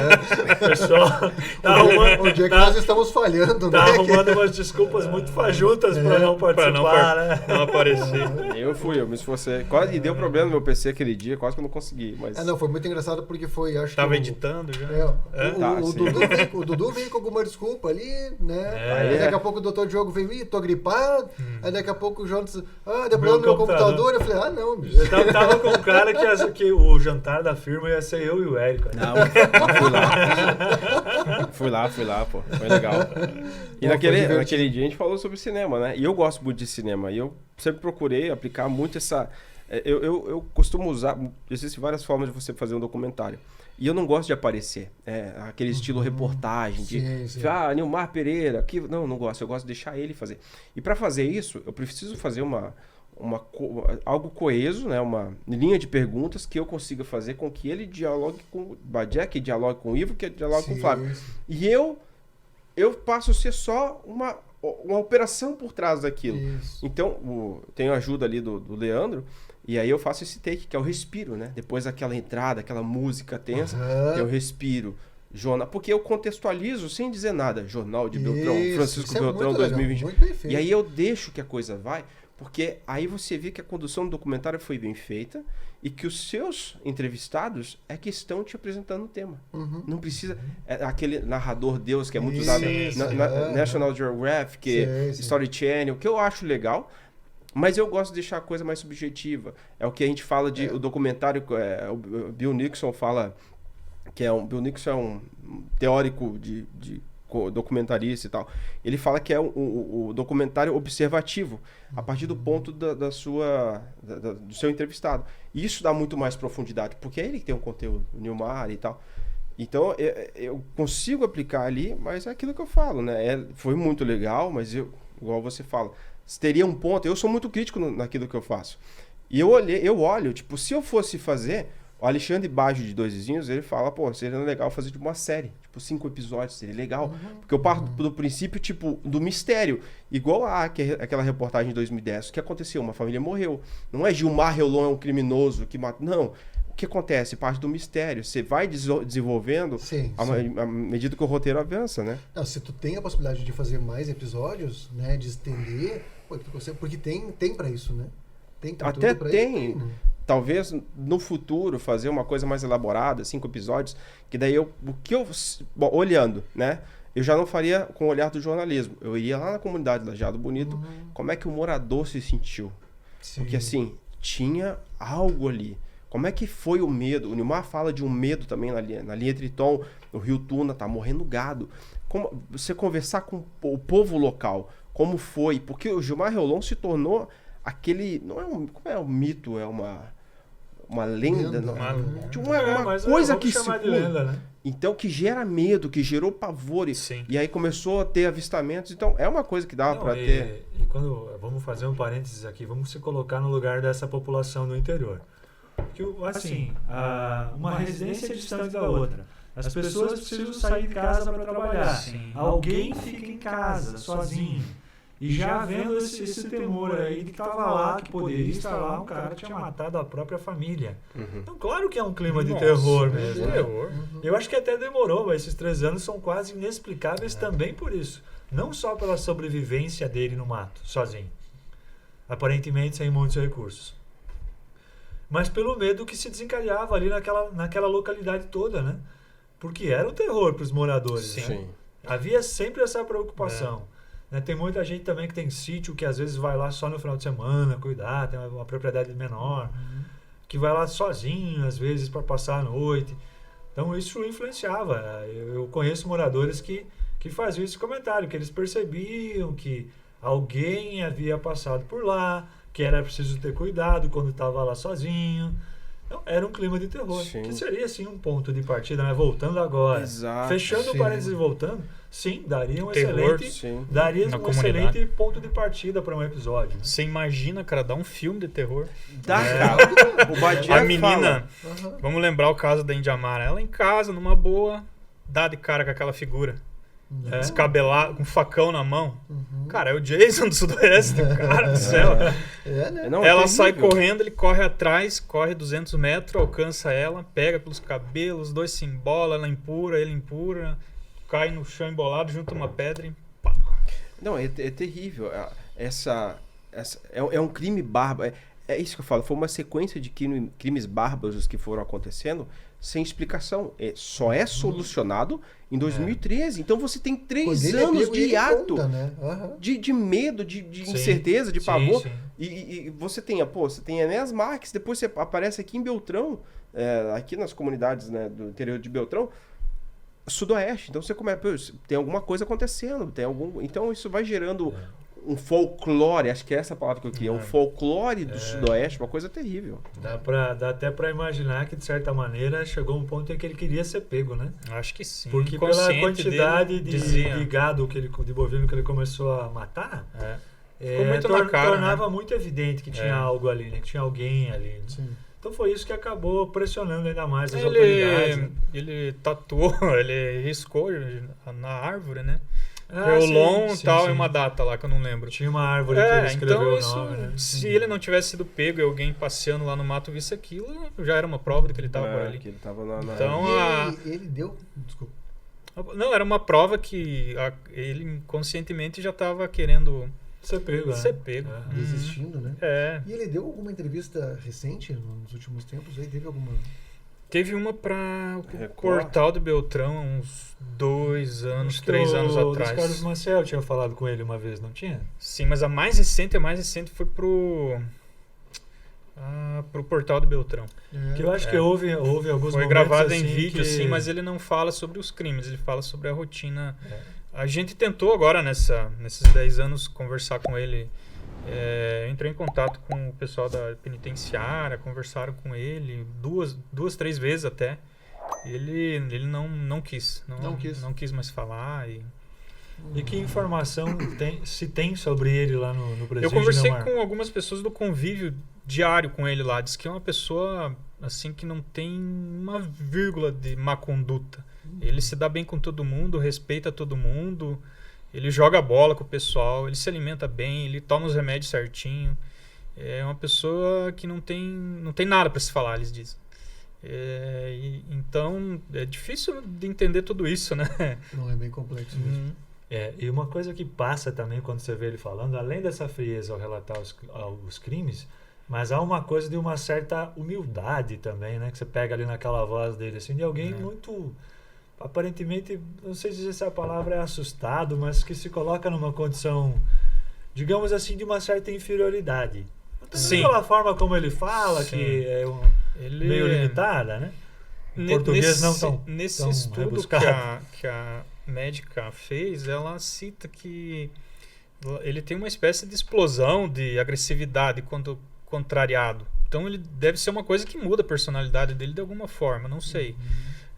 Mas porque a gente entrevistou ele, a gente sentou cara a cara com ele não te olha nos olhos, só cabisbaixo, respostas curtas, sempre bastante humilde, parece, sabe? Uma pessoa assim que você jamais diria que teria essa frieza de cometer um crime como esse, a brutalidade que foi, até deixou as pessoas mortas na casa, veio para a cidade, depois voltou, tacou fogo. Então, sabe, é um crime terrível. Uma coisa interessante é que ele não olha nos olhos, né? Não, dificilmente. Só cabisbaixo o tempo todo. Tipo, quando eu tentei pegar, fazer uma capa, né, pro YouTube e tal, eu preciso de uma foto do olhar dele. Eu achei uma foto que o Neumar conseguiu fazer lá no presídio. E é uma que ele tá olhando de relance, assim, cara. Ele não olha. É dificílimo. Ele não tem nenhuma... Até nas entrevistas, ele nunca olha. Eu acho que fotos mais de frente dele é daquele momento em que a polícia leva ele para aquele local onde ele teria enterrado os objetos roubados da casa do pai dele, né? Aí ele já tava com o cabelo cortado, barba feita. Isso. Ali eu acho que até tem alguma foto dele que eu lembro, mais ou menos, assim, que tá mais de frente, Na mais... reconstituição, né? Digamos assim, com uma postura mais no nível das outras pessoas, não tão cabisbaixo. Né? Só que ele não chora, ele foi questionado assim, você se arrepende de matar os filhos? Ele disse que sim, mas só que, sabe, seria um momento para você, né? Você conversando com outra pessoa, você desandaria, né? Tipo, o que eu fiz? Não, mas ele se arrepende, mas continua na dele. É aquilo que a gente falou, né? Que ele, eu tava na coragem, ele sempre fala isso. Eu não sei o que eu fiz, mas eu tava na coragem. Tipo assim, matei. É muito frio, né? E nesse processo aí para produzir o documentário, vocês dois estiveram lá na mata, onde o Reolon esteve escondido, né? Até 2013, né? Isso. Enfim, o que eu lembro que vocês comentaram é que mudou bastante o cenário, né? Que hoje a mata está mais fechada. Então, mas parece que tem um episódio engraçado também, né? Muito engraçado. Tem.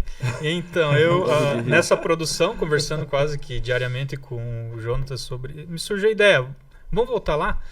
Ele falou, vamos, bora lá. Topou na hora, no mesmo instante. Vamos? Sim, nem mas pensei. a imagem que eu tinha na cabeça era aquela daquele dia naqueles dias da prisão, que era um local aberto. Você estacionava na ruazinha pro lado de baixo, subia de pé, tranquilo.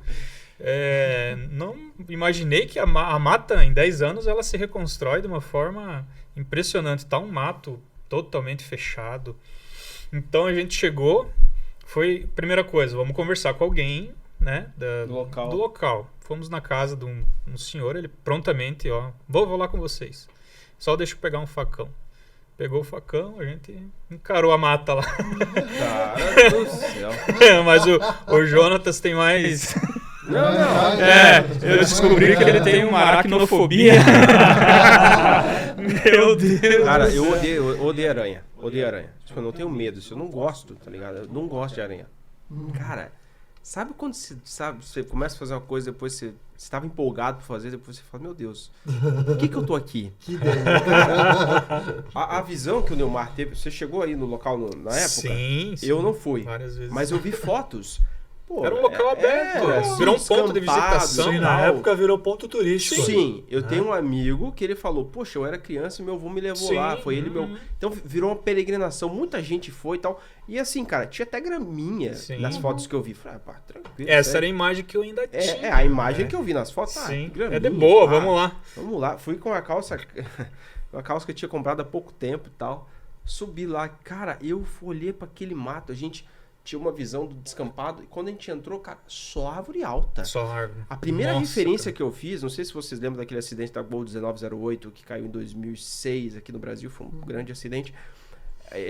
Caiu em 2006, se não me engano. Em 2016, teve uma equipe de reportagem que voltou lá. E assim, a mata tomou conta dos troços. Desapareceu. Eu falei, cara, a mata engole tudo. Sim. Sumiu isso tudo. É real. Sumiu tudo. E a gente subiu lá, eu nunca vi tanta aranha, cara. E assim, cara, teve uma hora, eu fui filmando assim, né? E eu não sou mais atlético como eu já fui um dia.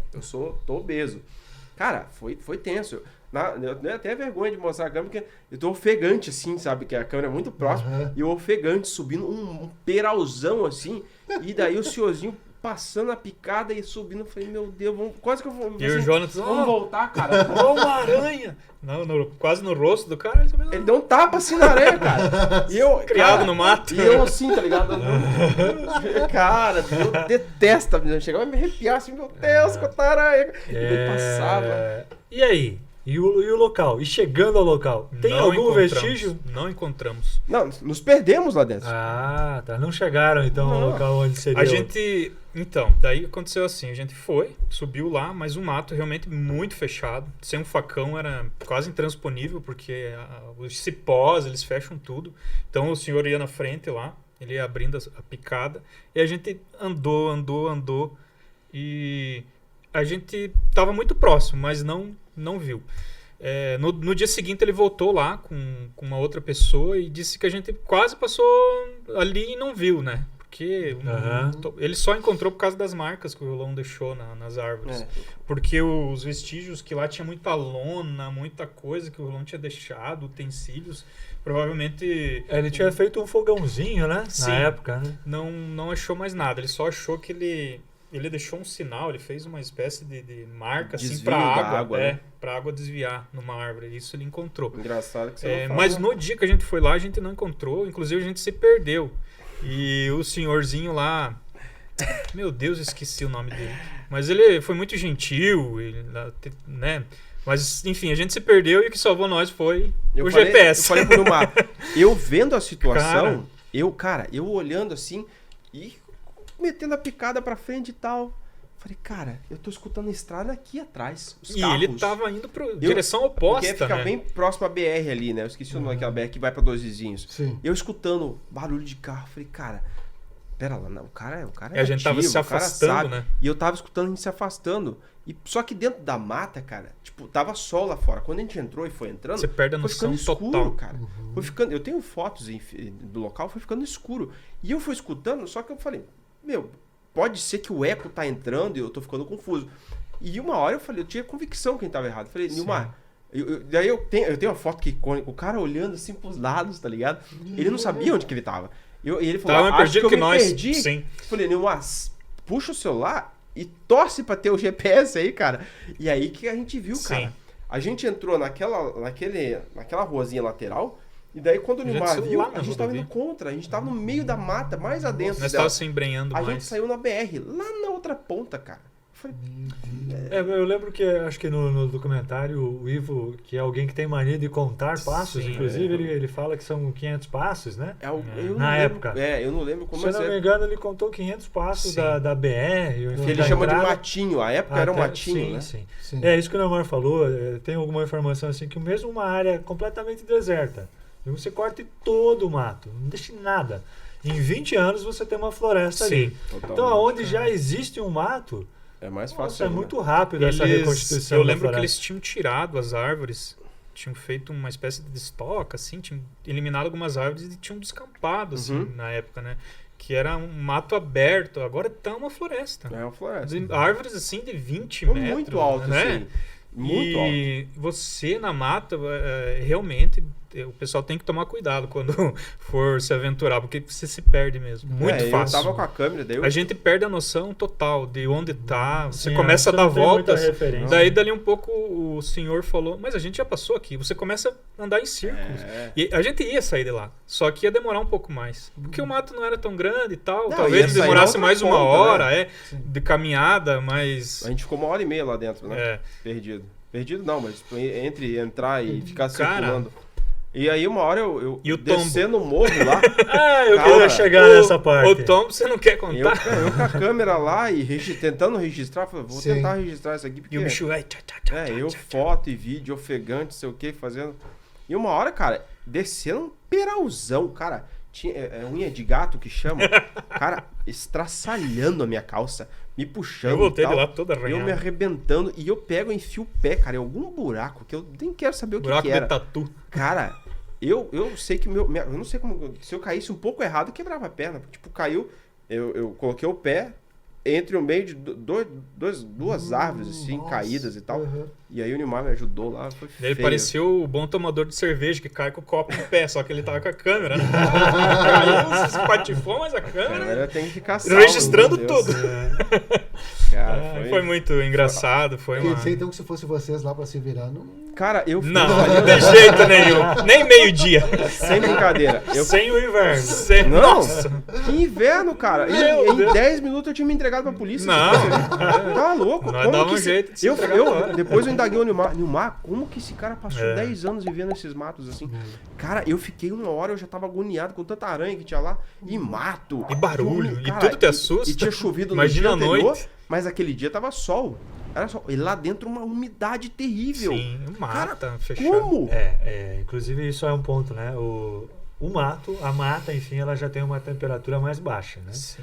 E geralmente ela é muito úmida. Então o frio que você sente dentro de casa, que no inverno aqui já é frio, né? Você já tem temperaturas aqui muito frias na região. Mas isso no mato se amplia gigantescamente por conta da umidade, né? Sim. Então essa é a parte difícil de entender como ele resistiu. O clima, né? Porque o clima no inverno na nossa região, ele no disse mato, que ele ficou é terrível. em determinado inverno com umas pernas congeladas, ele fala numa das entrevistas. Ficou 2 dias sem poder caminhar. Imagina, frio que não passou. Tinha uma resistência muito grande, né? Qualquer outro. Porque ele tava sem roupa, né? Ele não tinha roupa. Ele tinha uma cabaninha de lona. E, cara, uma cabaninha de lona no inverno que a gente tem que faz 0 graus na cidade, -2 na cidade, o que não faz no interior? Faz -4. Imagina -4 numa mata daquela. Cara do céu, é inexplicável. É uma história, assim, o conjunto dessa história, ela é inexplicável. Não tem razão. Tipo, se você para, não, mas é por causa de dívida. Não faz, pra mim, não faz sentido. Assim, Por causa de dívida, o que ele se submeteu, né? Pois é. Simplesmente Sim. Não faz sentido. Abandonou toda a condição humana dele, né? Porque totalmente. Para sobreviver nessas condições aí, Sim. você tem que se colocar numa condição animal mesmo, né? Sim. E tem que estar num estado psicológico que te permita sobreviver a isso, né? Como o Érico falou, um de nós não se entregaria fácil. Você larga todo o seu conforto para ficar num frio, fugindo na mata... passando fome. É isso que chama muita atenção no caso dele, porque tu pega outros casos, enfim, de serial killers, de outras histórias assim, tu não tem um registro de uma pessoa, até onde eu me lembre, do cara que ficou escondido no mato e que passou por tudo isso. Pois é. Né? Não me lembro. Eu também não me lembro de algum registro nesse sentido. Nesse estilo não. Mais recentemente a gente teve aquele Lázaro, né? Você lembra do Lázaro? Sim, Acho que sim, faz sim. o quê? Mas, 2 anos? que daí ele tava na mata também, mas ele ficou uns 2 meses, né? 3 meses. Isso. É, Mas, foi bem enfim, mais- e parece que o esquema do Lázaro não era somente mata.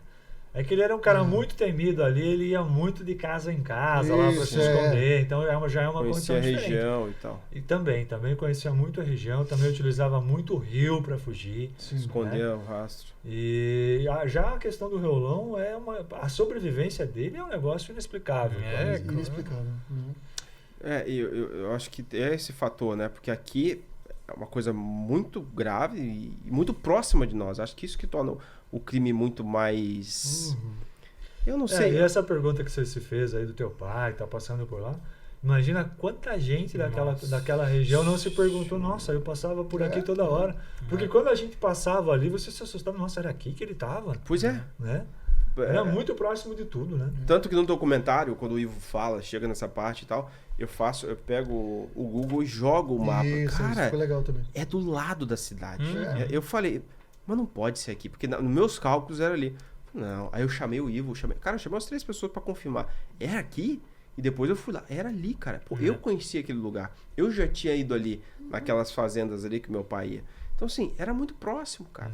Muito próximo da gente. E a gente, como Sudoeste, a gente não tá acostumado com esse tipo de criminalidade, que somos uma região consideravelmente ainda pacífica. Sim. De crimes e tudo mais. Apesar de ter homicídio, apesar de estar subindo o índice de criminalidade, a gente não tem esse tipo de crime, Não, né? essa coisa em série, assim, né? entrou pra incomum, história. né? Essa coisa de Mas São então, Paulo, mas Rio então. de Janeiro, cidade de Belo Horizonte, Sim. que cidade grande, cara.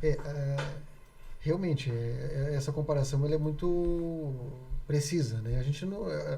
quando tu pensa no interior, quando tu pensa, são coisas assim que tu não... Mas, ao mesmo tempo, como começa a chegar essa história dos true crimes aí, que tá vindo, os documentários, e que cresceu muito nos últimos tempos, a gente começa a ter uma noção de como tem coisas bizarras mesmo aqui no Brasil, né? Antes eu citei ali o padrão Caso Evandro, mas é que é isso, né? Esse documentário que iniciou com podcast, depois virou documentário ali da Globoplay, é isso, né? Pô, aconteceu aqui. Teve toda... como é que é o nome da cidade? Guaratuba. Guaratuba, né? Cara, na época, teve toda a história de que... Bruxaria. Jornal, essa história da bruxaria, enfim, que a maneira como a coisa foi conduzida, né? Mas, cara, assim como veio, foi, né? E aí teve esse resgate agora, Sim. porque isso ficou... Cara, são coisas bizarras, né? Se eu não me engano, agora ele tá fazendo a próxima temporada das Crianças de Altamira, alguma coisa assim, né? Que daí é lá pra cima, né? Mas é isso, a gente tem coisas absurdas aqui no Brasil também, né? Então tá vindo isso de poder documentar e poder entender melhor. Eu acho que a gente essas coisas. esquece muito fácil também, né? A gente esquece. Mas, fácil. enfim, acho que acho que foi um primeiro passo, né? Se a gente for ver esse Sim. documentário. O que eu acho legal do documentário é que ele é uma coisa muito, muito viva, né? Sim. Ele vai estar lá sempre. É. Então ele vai estar acessível sempre. Isso é até um pouco diferente, às vezes, tudo bem, hoje a gente já vive num período em que mesmo as matérias são fáceis de achar, né? Você vai um pouquinho, alguma década para trás aí, para você encontrar uma matéria dessas é só no jornal impresso, praticamente. Sim. E aí não é tão fácil para qualquer pessoa ter acesso. Difícil. Mas esse documentário foi uma grande sacada e vai ajudar as pessoas que querem se informar sobre esse tema aí. Até Tá puxando fácil, tá bem a fácil. sardinha pro nosso lado, do impresso, por exemplo, toda essa pesquisa que o Jonatas fez, ele conseguiu fazer muito mais No no caso impresso. do jornal Sim, impresso. sim, sim. Mas assim, na época, as rádios, TVs, todo mundo noticiou Sim, e muito. só Só que que sumiu, né? como que você Sim, vai não tem pesquisar acesso, esse né? arquivo das rádios, por Exatamente. exemplo? Tudo que eu consegui. E o jornal tava lá, tipo, isso daí pra sempre. É a história. Sim, mas é que o Jornal de Beltrão tem um cuidado muito grande Sim. com isso. É um dos poucos jornais de interior que tem esse cuidado, né? Que Você salva. tem tudo salvo lá. Uhum. Né? Desde a primeira edição, todas estão encadernadas, né? Então esse é um grande mérito do É um jornal. Que não patrimônio. existe isso, né? Na região ninguém tem tanta informação sobre o sudoeste do Paraná quanto o Jornal de Beltrão, porque tem salvo lá desde o primeiro exemplar de 1º de maio de 1989. Sim. Fora os outros jornais que já existiam que estão armazenados lá lá também. também. Mas Então isso faz muita diferença. entrando nesse ponto que o Neymar falou, tipo, o que eu consegui, tipo, eu não consegui fazer um resgate de imagem, áudio, tipo, aconteceu um incêndio em Enéas Marques, uma família morreu, como se fosse naquele tempo. Eu consegui tudo já tipo de caso resolvido. Né? Vejo, eu já sabia que era o Gilmar. Então, com certeza, quando teve um incêndio em Enéas Marques, né, foi feita filmagem. Sim. Porque o que eu tinha ali era histórico daquela época. Só que se perdeu. Tudo que eu Sim. tinha era Gilmar, relembre o caso. E no Jornal de Beltrão, eu já encontrei que aconteceu um incêndio em Enéas Marques, morreu família. Para ir se construindo a coisa. Então, tipo, imagem mesmo, eu perdi. Eu não encontrei. Sim. De repente tá Vídeo lá. não, né? Vídeo não. Porque eu trabalho no Jornal de Beltrão, eu tenho acesso e tal. Sim. Talvez eu tenha mais facilidade. Mas como vídeo, eu não encontrei. O jornal tem esse grande mérito, mas o que eu quis dizer assim é que, de fato, o jornal documenta a história Sim, da exatamente. região. Documenta. Uhum. Então faz da informação um documento. Sim. Mas é que nem todo mundo acessa tão fácil. Então acho que esse passo que o jornal deu de produzir um documentário, digamos assim, democratiza essa informação. Sim. E eu acho que a gente tem outros temas aí para E produzir documentários. muita gente vai no jornal e usa o arquivo para Sim, pesquisar. Inclusive sim, o caso sim. Riolon, que serviu de tese Já para recebemos muitas pessoas lá vários querendo, trabalhos acadêmicos. buscando informação, entrevistando jornalistas, né? Uhum.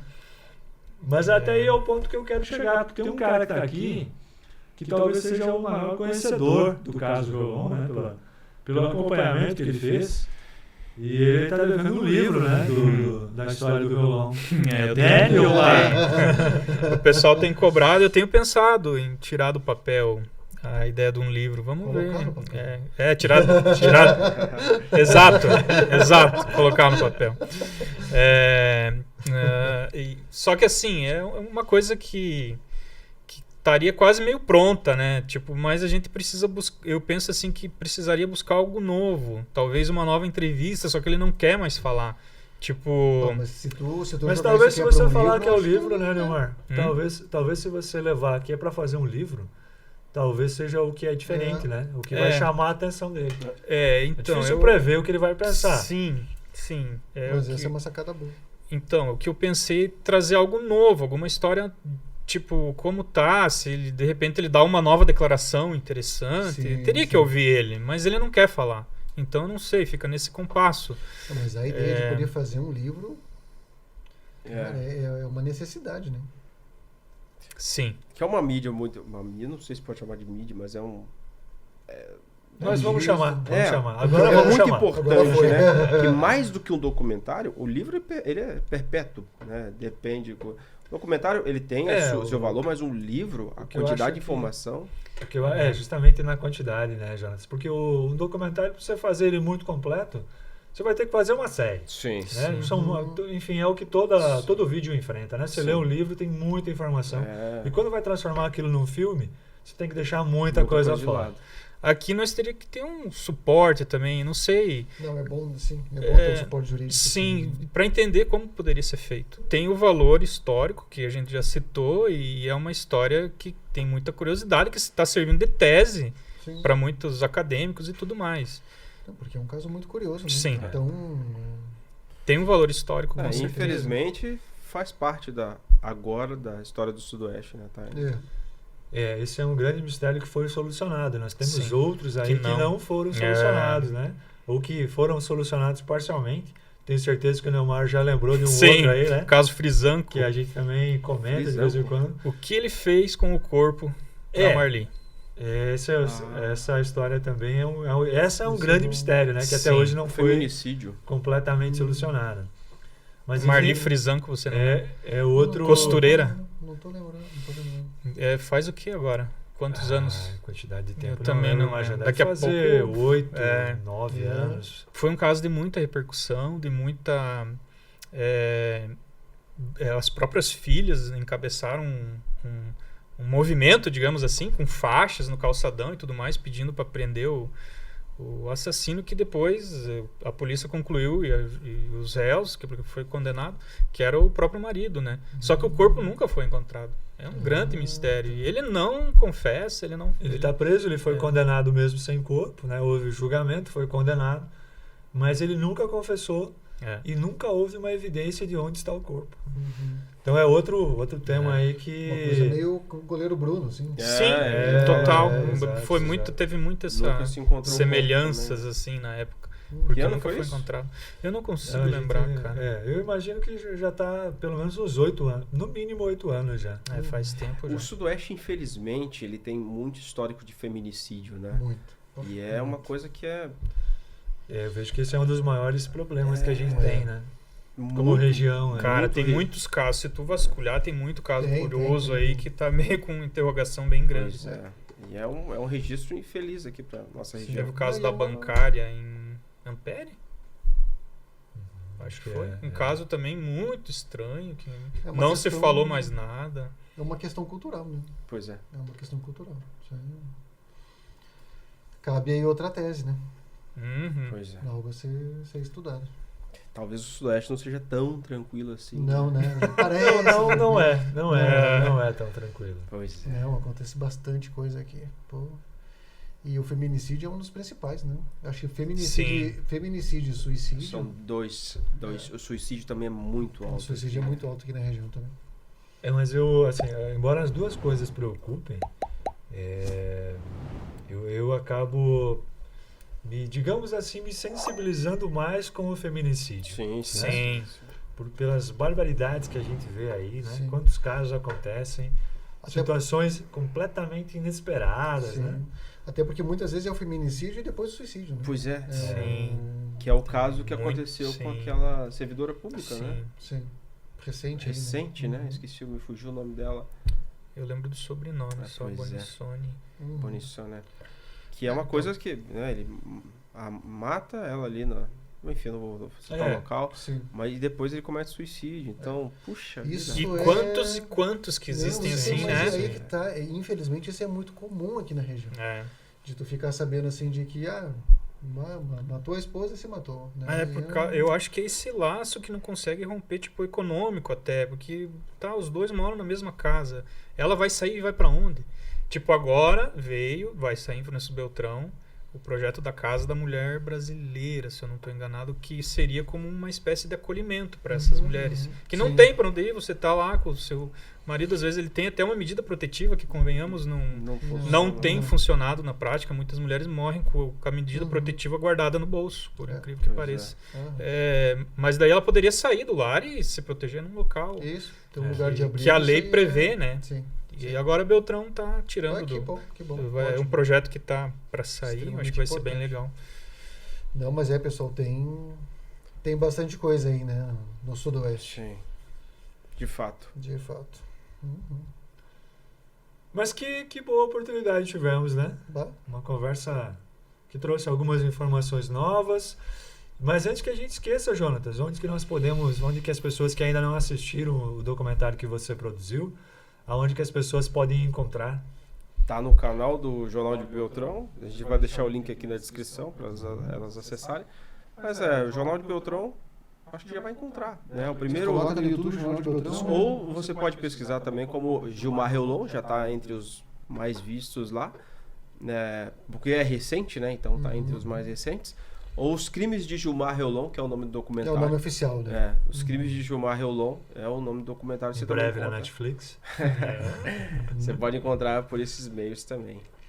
Não, legal. Que oportunidade de poder falar sobre o caso, mas principalmente enaltecer aí o documentário, né? Que ficou muito bem feito aí, o pessoal tá elogiando muito. E que conversa boa, né? Boa fluidez aí. Né? Sim, é um caso, né, que não tem o que falar, né? Mesmo o cara que acompanhou de longe tem uma opinião sobre, né, sobre o caso. Não, mexe com a gente, né? Com Ninguém passa ileso, assim, porque É. o negócio aconteceu aqui do lado. Pois é. Sim. Não tem como. né? Eu fico pensando na cabeça de quem cobriu. Pra mim, que eu, 10 anos depois, fiz ali um documentário, me afetou de uma forma assim que, sabe, fiquei mal, fiquei dias assim, puxa, que coisa terrível. Imagina pra quem cobriu, tava lá e viu foi bastante. e tava no dia do incêndio, como o Bagé, né? Então, Sim. Mas eu acho que talvez tenha até, se a gente for ver, tem até mais peso agora, porque Do que hoje na você tem dimensão Do que era, né? da completude disso aí, né? De tudo que foi. E na época os fatos foram surgindo um a um. Sim. O incêndio também poderia ter sido só um incêndio. Então as Sim. primeiras pessoas que será foram não lá foi? cobrir incêndios acontecem, infelizmente, né? Então não se tinha dimensão E do talvez que também não tinha realmente tinha conexões acontecido. dos crimes, né? Não havia ainda, né? Sim.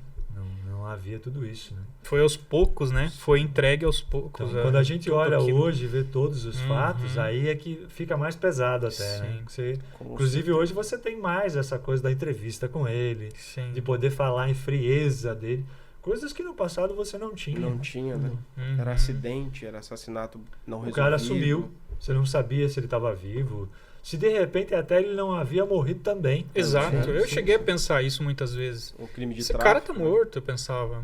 Mas depois começou a ficar tão frequente aqueles abates de bovinos, assim, sem explicação nenhuma, numa região próxima no que ele se criou. Daí. Não, aí foi. É. Aí ficou claro. Né? Eu resisti até o final, eu não conseguia acreditar. Eu achava muito Muita improvável gente, que ele né? estivesse ali. E de fato, né? Se você É parar pra improvável colocar, demais, é muito né? improvável.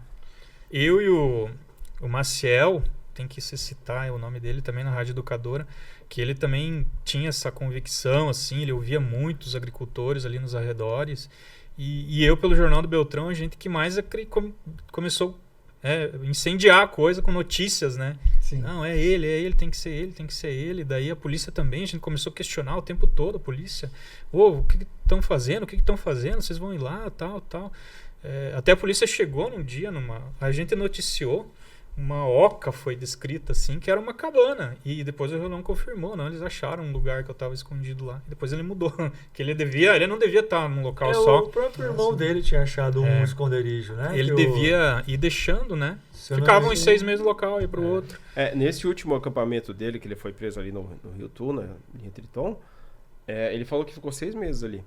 Então Eu acho que ele... era isso, ele migrava. Mas devia ser uns arredores, né? Eu vou muito uns longe, 2, 3 né? quilômetros pra lá, pra cá e tal. Tanto que se você pegar, eu fiz o cálculo, né, em linha reta, pelo Google. Se você pegar da onde aconteceram os crimes, aonde ele foi preso, dá 10 quilômetros. Sim. Em linha reta. Então talvez ele fez toda essa região, mas 10 quilômetros de distância, de um né? ponto ao outro. Uhum. Então não é tão longe, ele ficou por aqui, em matas, né? Sim. Só que a polícia vai entrar com uma equipe na mata, impossível, né? Muito Você achar o cara, é difícil. Por isso que na época daí, a pressão da sociedade, teve uma reunião na associação comercial, então daí eles começaram a pensar numa força-tarefa, né? Com helicóptero e cães e tudo mais, aquela coisa que a gente vê em filme, né? Que em filme aparece muito rápido, né? Acontece, eles já estão lá com os cachorros. Sim. Aqui não, né? Olha. Depende de uma... 3 anos. Pois é, de uma baita pressão, né? Da Sim, sociedade, dos veículos de Sumiu comunicação. alguém, pelo menos em filme. Né? Os caras já estão lá. já estão lá. fazendo. Isso aí. E a polícia achava que não. Tanto é que nas entrevistas eles diziam, 99% de chance que não é ele. Né? Ele não tá ali.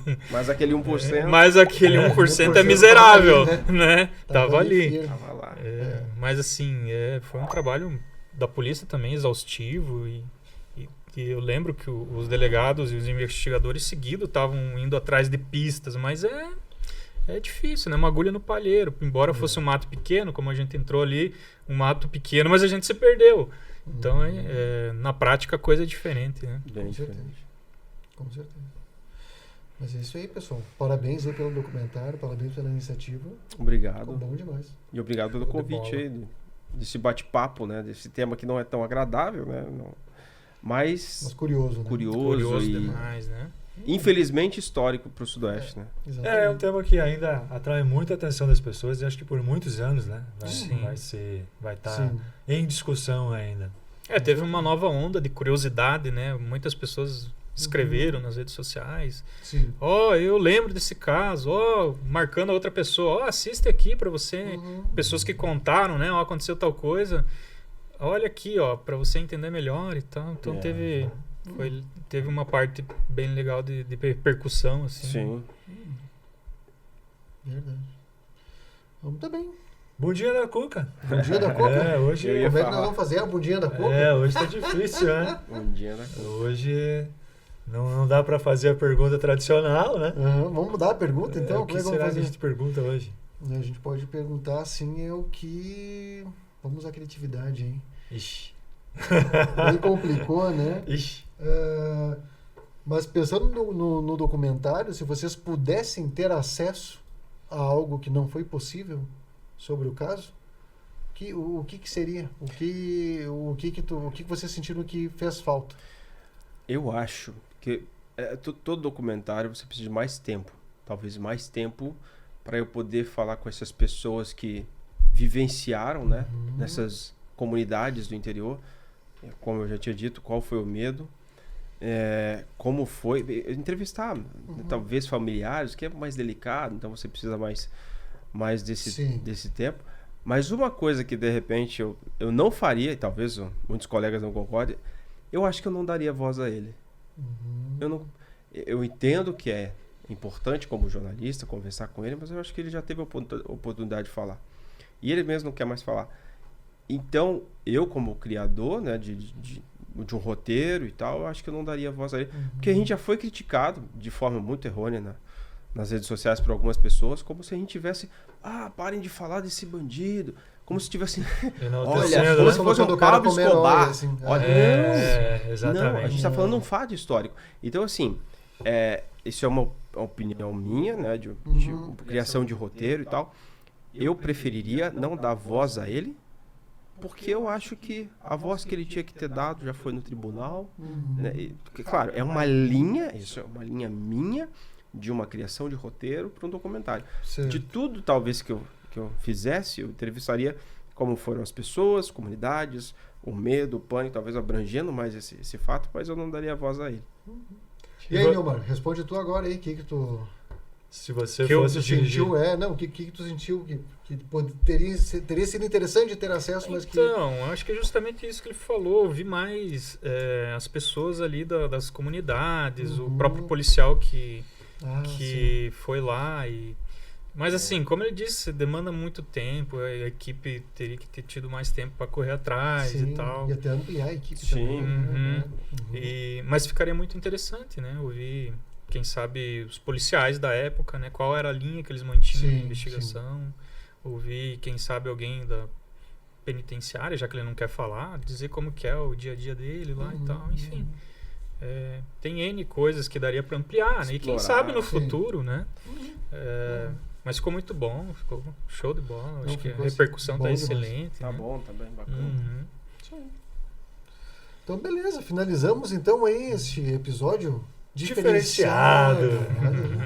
Nossa, estamos até acertando. De vez em quando a gente tem uma sintonia. Bacana Não, demais. mas legal, bom demais. Valeu, pessoal, pela Obrigado, presença. eu agradeço. Muito Obrigado. Né, de prontidão aí, porque a gente fez tudo meio em cima da hora, Não, aí, né? Mas certo. deu certo. Deu tempo até de cortar o cabelo. Bom demais. Valeu mesmo, pessoal. Obrigado. Tem que falar agora. O trabalho é com você, Jonatas. Jonatas, aí depois que tu editar, tu avisa aí. Pra gente poder publicar, tudo certo. Legal. Massa, Beleza. bom demais. Maravilha. Valeu. Fechamos, então. Fechamos, então. Valeu, gente.